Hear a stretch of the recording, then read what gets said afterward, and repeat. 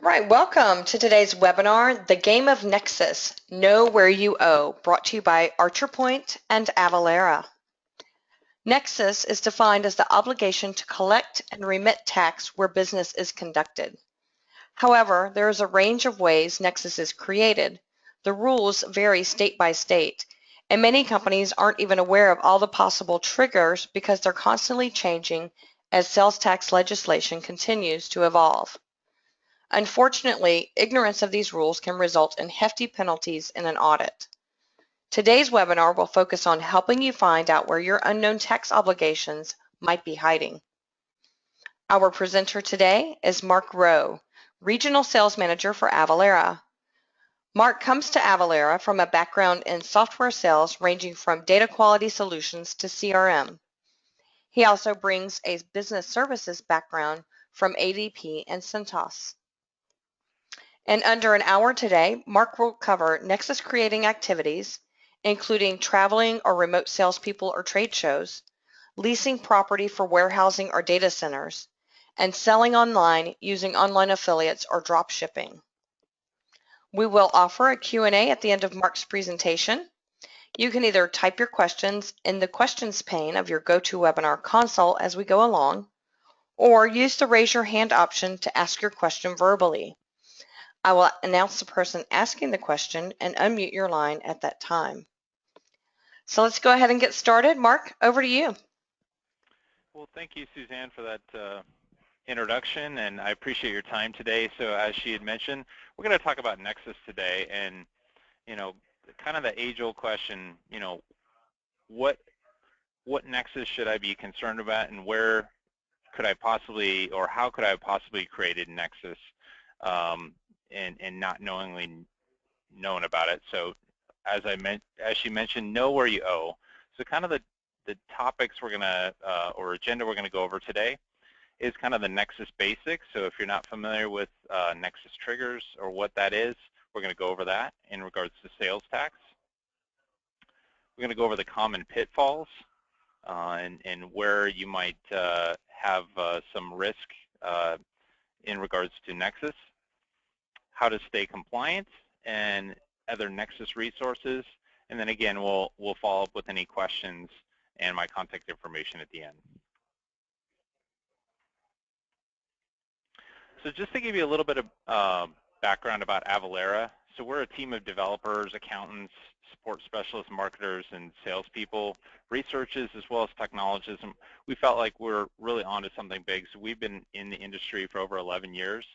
And we've taken a manual process, which is sales tax compliance, and built it around modern cloud technology, deliver it through 400+ pre-built connectors that plug right into your existing system. So ranging from calculation, exemption certificates, all the way to things like 1099s and more.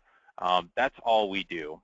And with that, let's talk a little bit about Nexus. So you've been working hard to ensure you're managing sales tax correctly, and you spent tons of hours looking up rates, rules, boundaries. You pay attention to things like whether you sell in taxable things in states in which you sell. You do your best to remit on time and to manage your exempt customers. You do all of it in the states at which you believe you're required to do so. The others, well, fortunately, you think you don't have to worry about those states. Yeah, you can sell occasionally to some customers in those states, but you don't have a physical presence there. You don't use a drop shipper or have a warehouse, so you're safe, right?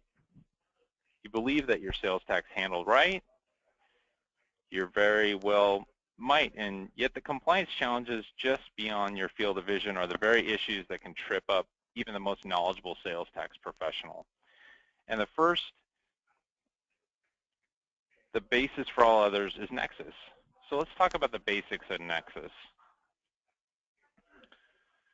So historically, the definition of Nexus has been grounded, pardon the pun, in the idea of physical presence. Sellers have been considered to have Nexus in a state. They have substantial physical presence in that state. This concept is critically important to the whole landscape of sales tax compliance because it speaks to whether a state has a right under the U.S. Constitution to subject you to its laws. For those of you geeky enough to care, Due process and commerce clauses have been held up by the courts over many years as presenting the relevant conceptual framework in deciding cases like Quill versus North Dakota. The crux of the court's decision in Quill was that, in their words, Congress is now free to decide whether, when, and what to extent states may burden interstate mail order concerns with a duty to collect use tax. The effect of Quill in the absence of congressional action since the decision is that the states have decided define what it means to have nexus, and some of those definitions have been very creative. So why does nexus matter? Willie Sutton once asked why he robbed banks, and he supposedly said, because that's where the money is. As you can see from this chart from the U.S. Census Bureau, general sales taxes provide nearly a third, on average, of a state's budget, second only to individual income taxes. If you add in selective sales and gross receipts taxes, which include things like motor fuel taxes, alcohol beverage sales, insurance premium sales, on and on, the total collection of sales taxes comprise nearly half of the average state's budget. And in states like Washington that I'm in, with no income tax, it's over half of the budget. Sales taxes are not new taxes. They have existed almost as long as man walked the earth, but as technology has advanced, enabling you to sell your goods and services literally anywhere on the planet, the ability and authority of states to require you to collect and remit sales taxes has grown increasingly complex. With U.S. states facing a collective $55 billion shortfall, they're looking for any and every way to bring more money into the state coffers, and uncollected sales tax is a fertile field begging to be harvested. Some estimates put the amount of uncollected sales tax as much as $23 billion, or nearly half of the budget shortfall. Do you think that makes it an attractive target for states? Of course it is. And the first thing that a state needs to do in order to go through those revenues is to meet the legal and constitutional bar that allows them to subject you to their laws, and that's all about nexus. So who defines what nexus means? Remember Quill, the Supreme Court left it to the Congress while allowing states some pretty broad latitude in the absence of congressional action. As you can see from the list, substantial physical presence is no longer the single defining factor in determining whether or not you have nexus in a state. And nearly every one of the things on this list has been challenged at one point or another and stood up to legal scrutiny. In cases like Scripto versus Carson and Tyler Pipe versus the Washington Department of Revenue, the courts broadened the definition beyond a substantial physical presence to include things like activities performed upon the behalf of a taxpayer which are significantly associated with the taxpayer's ability to establish and maintain a market in the state.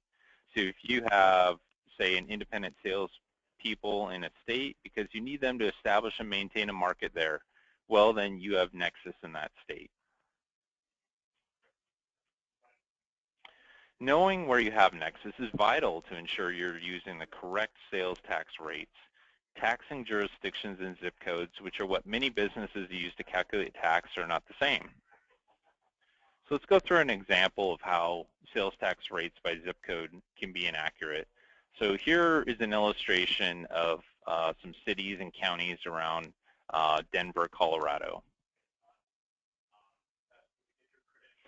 So here are those zip codes. We have Englewood, Green Village, and Centennial as some of the states within these specific zip codes. We have 6 zip codes here.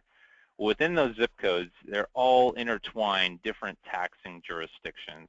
And there's 1, 2, 3, 4, 5, 6, 7 different rates right within those specific zip codes. So as you can see, the zip codes and the tax jurisdictions don't always correspond, and the rates can vary wildly within a specific zip code. So determining it's just inaccurate and risky, and just within one zip code, you see all the different taxing jurisdictions which are included within that 80111 taxing area.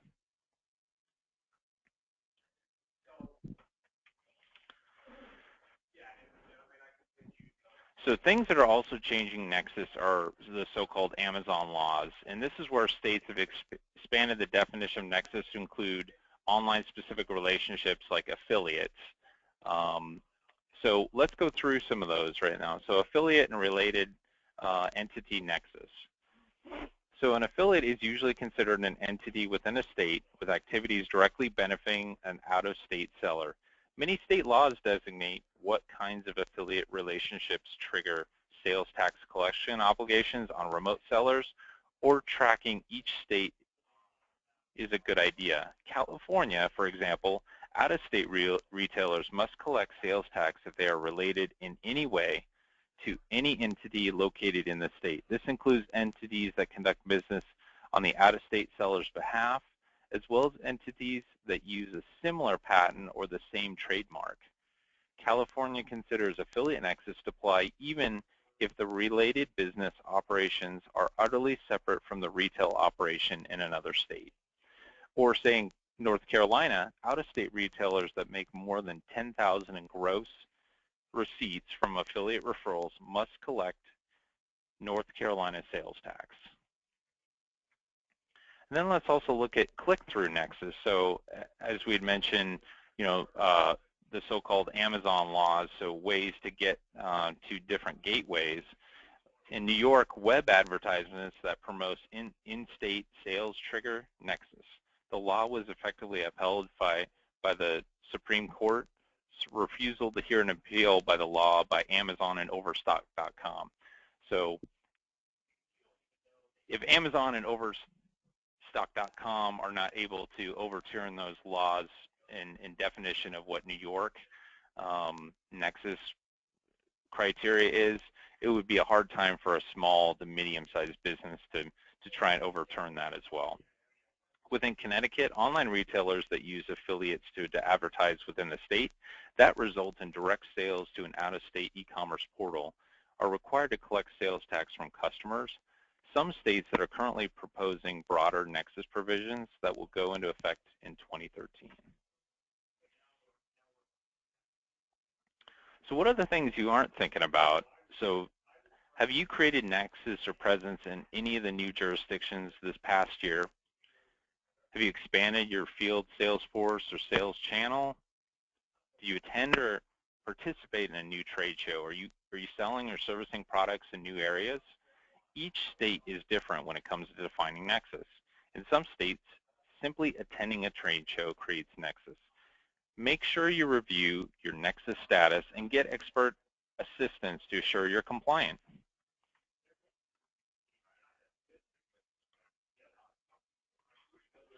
So questions to ask yourself. So, you can look at all these questions here, ranging from traveling salespeople, are they entering states physically? Are you leasing real or personal property in states? Et cetera, et cetera. Each year this list grows. So determine if you've created Nexus in any new jurisdiction over the year. Have you sent an agent or sales rep into a new state? Answer yes to any of these questions may mean that you will have Nexus in a new state. Nexus laws are often quite complex and each state's different. Review the laws in each new state where you conduct business. If you have indeed established Nexus, check the state's sales tax laws and so that you can accurately collect, file, and remit your tax liability. So unfortunately, there's consequences to ignoring Nexus. And once you find out if you have Nexus in states you didn't realize, there can be damaging effects. For starters, there are audits. But again, it all comes back to the liability. So the longer you've been in certain states where you find out that you have Nexus, there is growing liability the longer that you have been in that state and you didn't realize you've created Nexus in that state. So make sure and check on this as soon as possible so you can start researching what your look-back period could be if you were ever to be contacted by a state that you might have Nexus in but you're not currently registered in. So what should you do? So first off, let's do a Nexus study. That's the most important thing you need to understand is whether or not you have a tax obligation and where. If you're using affiliates or have click-through relationships or using independent agents in the state, you most likely have Nexus there. Doing a Nexus study can help you identify where you have Nexus. You're likely to discover that you have Nexus in places where you didn't believe you did. Go ahead and report consumer use tax. Even though the obligation is on the consumer to pay use tax, in an increasing number of states, you may be required to remind the consumer of their obligation. Also, understand state rules. As with everything else about sales tax, there's a huge variability between state to state regarding Nexus. It's up to you to understand what your obligations are in those states where you go to business. Be compliant. Well, this one's kind of goes without saying, but the safest thing you can do is to be compliant always. Know what you're required to do and do it. Know your filing requirements.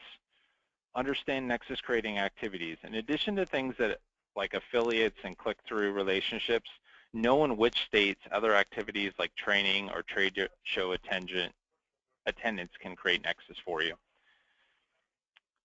Keep good sales records.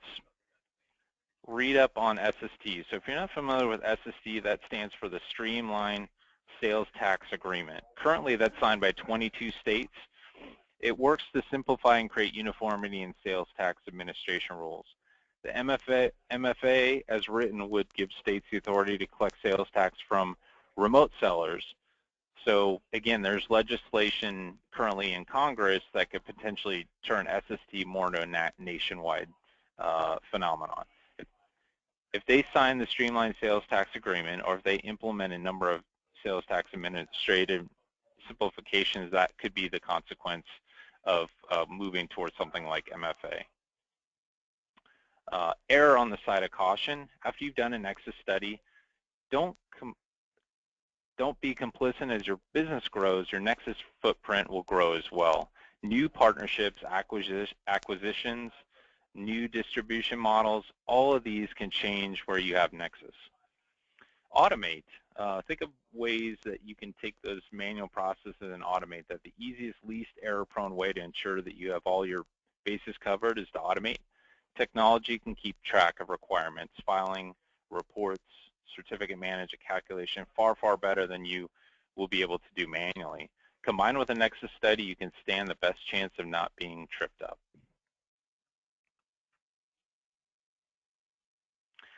So with that message, Avalara does offer end-to-end compliance when it comes to calculating taxes, managing exemption certificates, and remitting returns upon your behalf.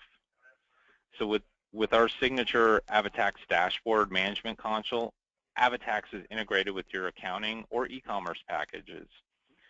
Fully enabled with taxability, Nexus, reporting, and filing profiles unique to your organization. From there, AvaTax simply completes your sales tax function with no change to your existing processes, from rate research and maintenance to reporting and returns.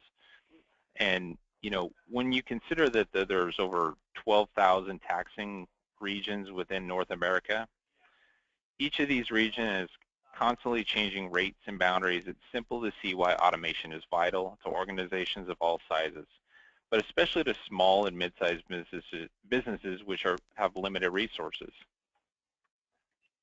But it goes beyond that. So, Avalara has a compliance cloud beyond just the calculation, exemption certificate, and as well as helping you to file and remit your returns.